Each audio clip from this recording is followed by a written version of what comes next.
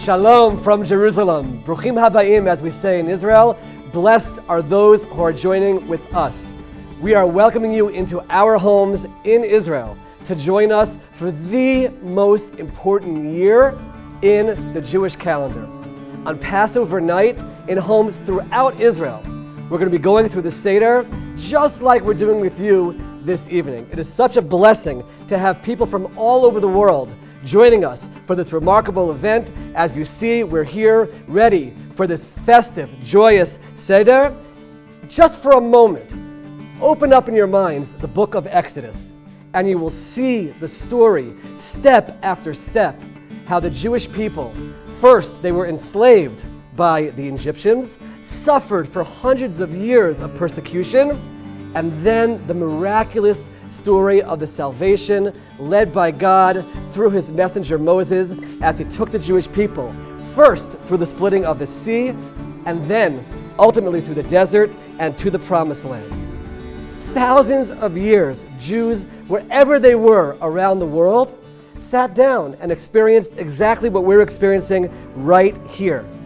Now that we're in the land of Israel, a country which has flourished and grown thanks to the help of the organization like Keren, Hayessod, and here we are in freedom, rejoicing over our salvation, but it wasn't always that way.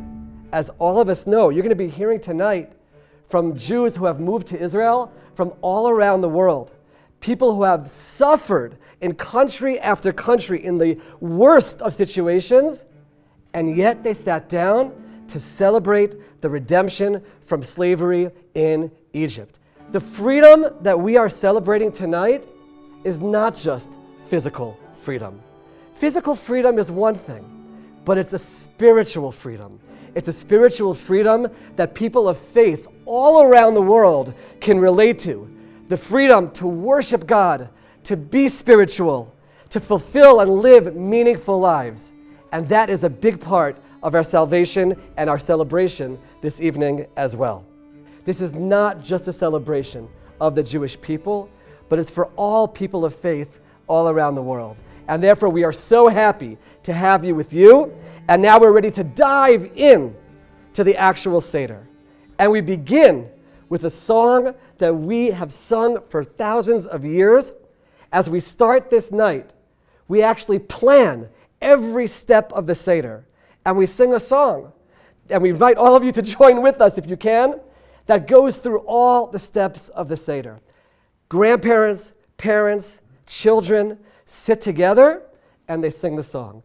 Let's begin together, everyone. Kadesh Orchatz Karpas Yachatz Magid Rachza Motzi Matzah Maror Korech Shulchan Orech Tzafon Barech Hallel Nirtzah. You'll notice that sitting right in front of me is this beautiful Seder plate. This exact Seder plate is sitting on the tables of people in Israel, Jews all around the world on Passover night, doing the same thing, passed over from parent to child for thousands of years. By the way, I'll mention, you'll notice that I'm wearing this special article of clothing that we call a kittel. We are pure, we are angelic on this night.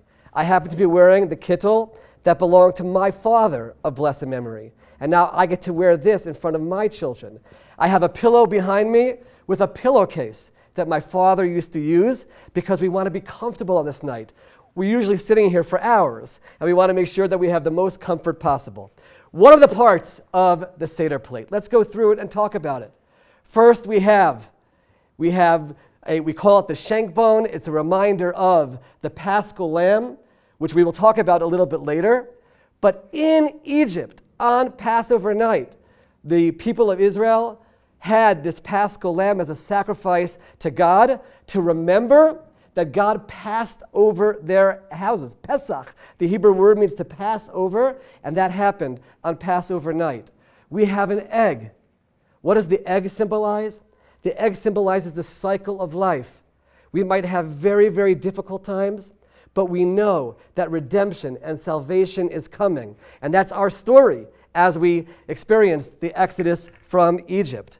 We move on. We have two different aspects of the Seder plate, which actually are bitter herbs. One is called the chazeret, and one is called the maror. What is that all about? One is really, really difficult to eat. I don't know if any of you want to take a whole spoonful of this. I'll tell you, my grandfather used to just take this and we saw his face turn white. But the point was to feel the bitterness of Egypt. But we also have the lettuce, the romaine lettuce, which at times is bitter, but is also at times sweet. Because we don't want to focus on the bitter. We want to focus, as all of us know, through this cycle of life and through God's incredible, incredible way of leading the world, that even when we have our deepest challenges, we know that wonderful times are coming. We also have the karpas. What is the karpas? This reminds us of the fresh vegetables that existed when we were in slavery in Egypt. The vegetables that we experienced in slavery in Egypt, this is reminding us that even in the most difficult times in our lives, during the most difficult challenges, God is always, always sending blessing. It's always there if you open your eyes and see it. And therefore, even when we were in slavery in Egypt and suffering terribly, we had good vegetables. God provided us with something, and we remember that as well. And finally, we have the charoset.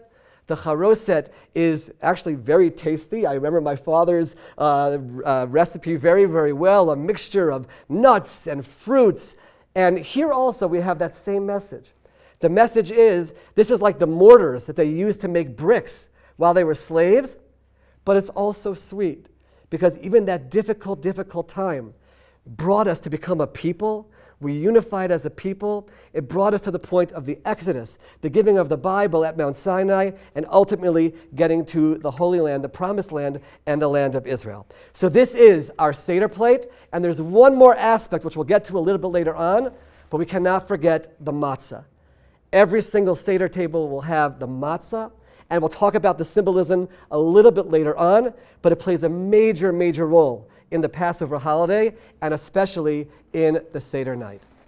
As I told you, we are blessed to have Jews from all around the world who have made the incredible decision to hear the calling of God and move to the state of Israel, to the land of Israel. They are called olim.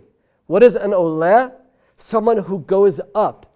They didn't necessarily go up geographically or in the topographical type of way, but rather they moved up spiritually because now they're living in the land that God has given to the Jewish people, to the people of Israel, and they're fulfilling that spiritual mission of the Jews coming to their land. This incredible story that we're living, and I want to give all of you a chance to meet these incredible people who have come from all around the world. And one of the examples of these new immigrants to Israel is Lalo. Please introduce yourself. Shalom lakulam, እንደምናችሁ. I made Aliyah from Ethiopia in 2020 with my sister. Then I moved here to Israel just before Corona. I am currently doing Mitmahim, which is a residency in radiology በቴል አሾሜር Sheva Hospital. I made Aliyah here because this is home and many of our parents and our ancestors died for this country, and it's a privilege to come here and to live here. And I am privileged. Well, it's a privilege to have you here with us at our Seder and in Israel. It's incredible. During this challenging year, 2,000 Jews made Aliyah, immigrated to Israel from Ethiopia with the help of Keren Hayessod in Operation Tzur Yisrael, and we are so happy to see our fellow Jews returning home. And now we're ready to continue on with the beginning of the Seder. We're going to start with the blessing over the first of the 4 cups of wine. I'll explain the reason for the 4 cups in a moment. We are going to say a blessing, which means, you, God, are the source of all blessing. You create the fruit of the vine, to recognize that every single thing that we have comes from God. So here we go together with the first of the 4 cups. Baruch Ata Adonai Eloheinu Melech HaOlam Borei Pri Hagafen.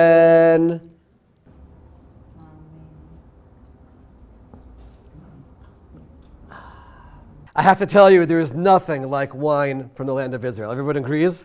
Absolutely delicious and a great way to start the Seder.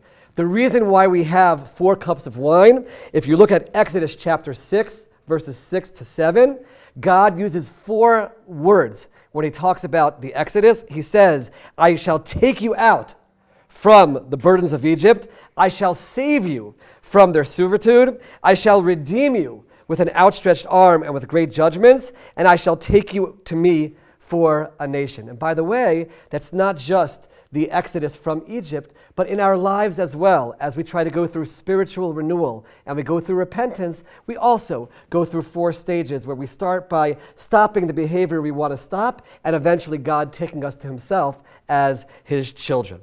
We move on to the next stage, really, really beautiful, meaningful stage of the Seder. We take out matzah. We don't eat it yet. We're not ready for that. We do something really strange, and it makes the children really wonder what is going on.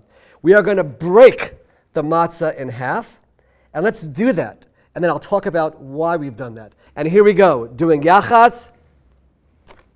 Okay, now we have to choose which is the bigger piece and which is the smaller piece. Anybody want to vote? Bigger, smaller? I think we got it on this one. Okay, we're going to take the bigger piece and we're going to put it away. Why are we going to put it away? Because it reminds us that not just in our history, but throughout the world, there are people who aren't as blessed as we are. There are people who don't have a Seder filled with food. And we have to remember all the time to be kind, to look for opportunities to give charity, to help those that are in need. And we want to experience that by ourselves, putting away that food and saying, that's what it feels like. I have to save every little morsel of food. It's a big part of being spiritual people, not to just focus on ourselves. And we want to give that message over to our children on Seder night as well. We were slaves in Egypt. We experienced that. And we have to now make sure that we look out for anyone around the world who's suffering as well, to take care of the needy. That's a big part of it. We also have a little game that we play. And for the children, they think about this all year. As we put the piece of matzah into our pillow behind us, they try throughout the night to try to grab it. And whoever grabs it, at a certain point we ask for it, and they say, Dad, Mom, I'll give it back to you, but it's time for you to give me that new bike that I've been wanting for a while. And they look forward to it, and it's exciting, and it's at the end of the Seder. So that keeps them awake, and it keeps them a big part of the story. And now we're ready to meet another one of the guests at our Seder. We're going to move from Ethiopia and we move to Latin America, and I introduce Alice and Harry. Welcome. Shalom. Venimos desde Colombia. Este año nos podemos asegurar de decir este año en Jerusalén. Palabras con las que termina la Agadá, nosotros la vamos a empezar aquí. Es para nosotros solo agradecimiento el haber hecho aliyá. Cada paso que dimos, cada decisión desde antes del corona fue hecho con el alma y el corazón. Gracias, Israel. Hacer aliyá es lo mejor que nos ha pasado. Un sueño cumplido y hoy podemos decir, estamos en Israel. Desde Jerusalén, Hag Sameach. Shalom, shalom. Yo quiero agradecerle a Dios y al Estado de Israel que nosotros pudimos hacer la aliyá aquí a Israel, y como siempre lo he dicho, en el mundo hay 2 Gan Eden, uno que se llama Gan Eden del cielo y el segundo es Gan Eden de la tierra, que es Israel. Y quiero mandar bendiciones a todo el pueblo de Israel y que estemos siempre juntos. Thank you so much, and we're so happy to have you here in our Garden of Eden. It's wonderful to have you together with us. We're now ready to move on to the part of the Seder which is Magid, where we actually tell the story and we go through every step from slavery to redemption. It's the importance of passing on our traditions to the next generation. We even talk about 4 children that are with us. There's the wise child, the righteous one. There's the wicked child. Each one of us can decide in our families which ones those are. There's the one who doesn't know very much, and there's the one who doesn't even know how to ask, little children who join us. But they all play an integral role in our families as we give over the tradition. And the major message of this part of the Seder is that we are so thankful to God for what He has given to us. And there's a special song that we sing, which is a central part of that story. It's the song of Dayenu. What does Dayenu teach us? It says, whatever God gives to us, we are thankful. He's in charge. He decides what's going to happen. It's not for us to determine. He gives us the blessings, and we want to emphasize over and over again, whatever God gives us, Dayenu. What does Dayenu mean? It means it's enough. If God gives me the basics, it's enough.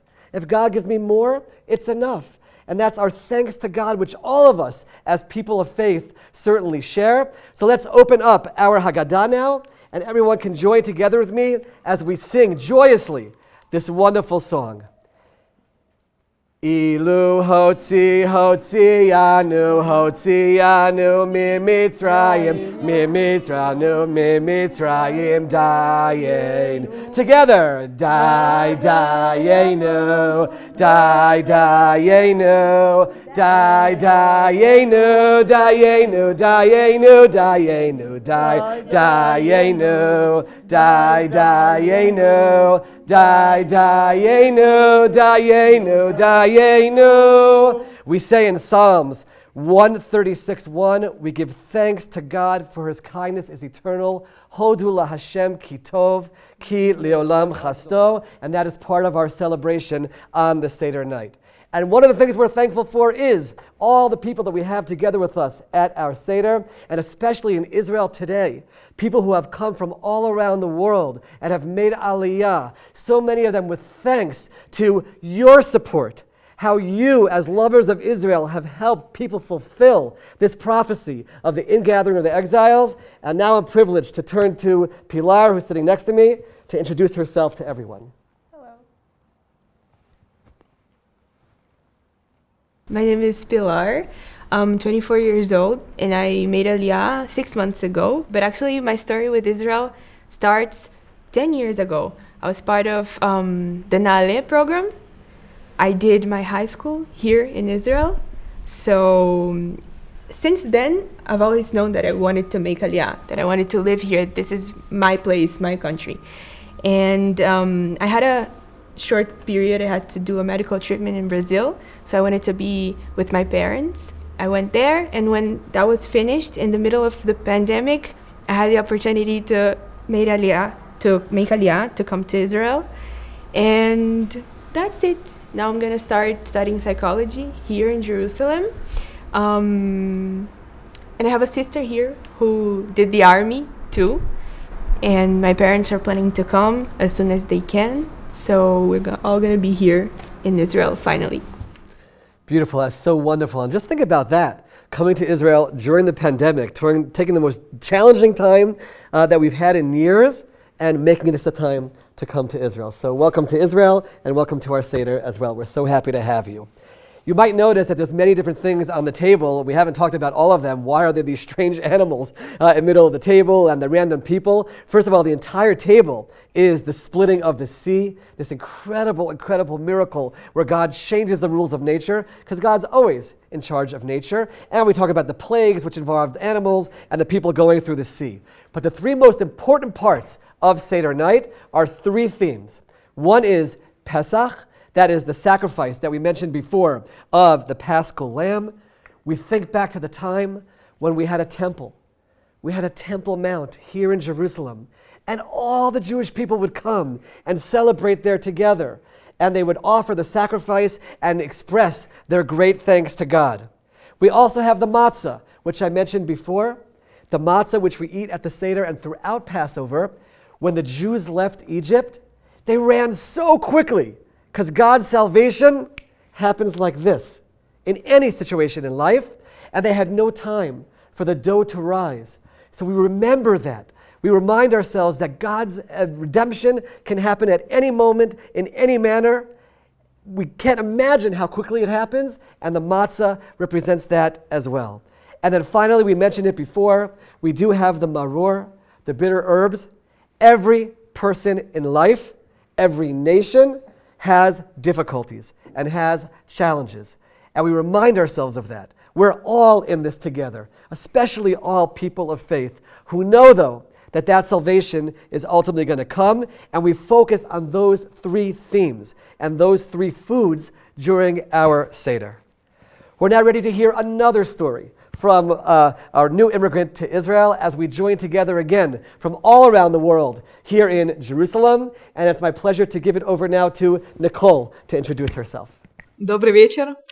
I made Aliyah about a year and a half ago from St. Petersburg, Russia. But to be honest, the story of my Aliyah starts before my birth. My parents made Aliyah in 1990s from Russia, but unfortunately, they had to come back in 1995. I spent all of my life in Russia, but I had a strong connection to Israel all the time. I went to Jewish school there. I participated in many projects of Jewish agency, Jewish summer camps. And I felt that Israel always have been and is my home. And eventually I started to work in the Jewish agency and understood that I am actually very privileged to know my heritage, know that I'm Jewish and where is my family from. Because in Russia, due to the Soviet regime, it was a problem to talk about the religion, and we have the whole generation that is lost. They don't know their roots. They don't know anything about the Jewish culture, and they belong to this culture. So I understood that working and being in Jewish culture is very important, and eventually decided to come back to Israel and be here, to come back home and help people to feel more at home. People from all over the place. Now I work at the Jewish agency, and I actually see and receive people from different countries, explain what is going on here. Who are they? We find together. And I think it's amazing. And now I work closely with Keren and Hayessod, and we give the opportunities to the better future, better future for all of us, for the Jewish culture, Jewish world. I have to tell you, Nicole, hearing you speak, I was a young child growing up in America, and we would go and demonstrate and protest on behalf of the Jews in the former Soviet Union in Russia. And what words did we say? We would say, "Let my people go," which were the exact words that Moses used to the Pharaoh at the time of the redemption from Egypt. So talk about bringing it all together, how Moses used those words in the Bible.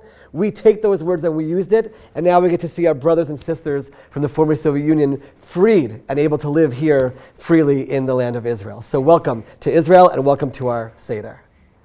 We're going to move on to one other new immigrant who is here together with us as we really do our travels around the world and celebrate the exodus of the Jewish people to the Promised Land in our time. And we move to Daniel. Welcome. Thank you very much. Toda rabba. Shalom, everyone. Dobro večer. I also come from East Europe. I come from Croatia, which is former Yugoslavia. I made Aliyah also in the 1990s when the wars were occurring in Croatia and Bosnia and all of those places. So we literally came here today, I can say, as refugees. We came here with a few suitcases. We landed, my mother, my sister, and myself here in Jerusalem, not far from here in an absorption center, and we started our life here. I will never forget that day. I have joined the Israeli army after 9 years, the IDF. After 9 months of being in Israel. And I finished the army for 3 years. I finished my BA here at Hebrew University and my master's at Tel Aviv University. I met my wife, who's from Tel Aviv, so today I live in Tel Aviv. For me, just being here and for my family to be here is my own personal miracle, because I have 3 boys, 3 Jewish boys, which is a miracle for someone from East Europe, and my sister has 5 children. So I would like to use this opportunity to actually thank all of the people who are here with us tonight, and who I feel were with us, all of us, if I may, through our Aliyah process, through our moving to Israel process. Without you, it wouldn't be possible. So thank you very much. Toda Rabah, and we appreciate everything you're doing for us. Thank you so much, and it's such a joy to have you together with us, and thank you for your service. To be sitting in the presence of a former IDF soldier is something which we always feel in awe, and great thanks for all that you've done for Israel. At this point, we sit back, we've gone through the story, we've expressed our prayers of joy, and now it's time to eat. And we're not going to take the people who are watching from all around the world now and have you watch us eat our meal, but trust me, it's delicious. Trust me. Following the meal, and we're sitting back a little bit weighted down, we then turn to songs of praise. We call it Hallel. We literally sing the words of King David from Psalms, and it's this joyous moment to tap into the words of King David. And I always say to myself, who sat here in Jerusalem thousands of years ago, and now we're reading those same words and singing the same songs that he sang back then. We talk about Elijah the prophet as we turn our hopes towards the final redemption and the coming of the Messiah. And while sitting here in Jerusalem and talking about where we've come as a people through the Bible to the fulfillment ultimately of these prophecies, think about this for a moment. All of you can open up your Bible and you'll see in the books of Isaiah and Jeremiah and Ezekiel and Amos, you will see a description of how we'll be exiled all around the world, and then a time will come and we'll hear the call to come back to the land of Israel. And you know what? For thousands of years, I think people of faith believed in those prophecies. You don't have to believe in them anymore. You're seeing it right here at this table. The ingathering of the exiles, the reflourishing of the land of Israel. For 2,000 years, this land was desolate. Nothing grew here, as the prophets say. But they say a time will come when everything will start to grow again. You don't have to believe it anymore. It's happening right in front of our eyes as we live through these messianic times of the return of the people of Israel to the land of Israel. For the last 70 plus years, that story has been happening. Keren Hayessod has been such a fundamental aspect of both of those prophecies coming true, the reflourishing of the land, the ingathering of the exiles, and we focus on the 5th terminology that God used at the time of the Exodus from Egypt. Thousands of years ago, before we left Egypt, God said one last word of redemption, and that is in Exodus 6:8, where he says, "Veheveti etchem el haaretz." I will bring you to the land. And all of us sitting here are literally living that. And therefore, as we conclude our Seder, and we've gone back thousands of years to all that we've gone through, thanking God for all the steps along the way, we end the Seder with one last prayer. Because yes, we are in Israel, but we still have difficulties here. There's still strife in this land. There's still lack of peace in this land. Temple Mount that I talked about before, where the temple used to stand. There are rules that dictate, can a Jew even go there and pray?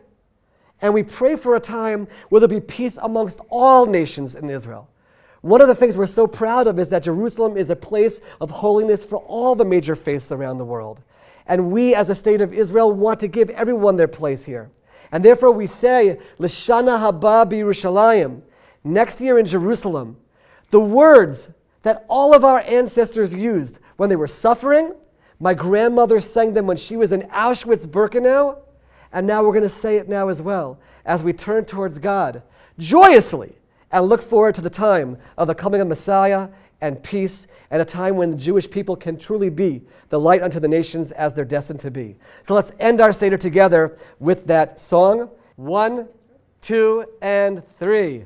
L'shana haba b'Yerushalayim, l'shana בירושלים לשנה הבאה, בירושלים לשנה הבאה, ירושלים הבנויה לשנה הבאה, בירושלים, בירושלים הבנויה לשנה הבאה, בירושלים, בירושלים הבנויה.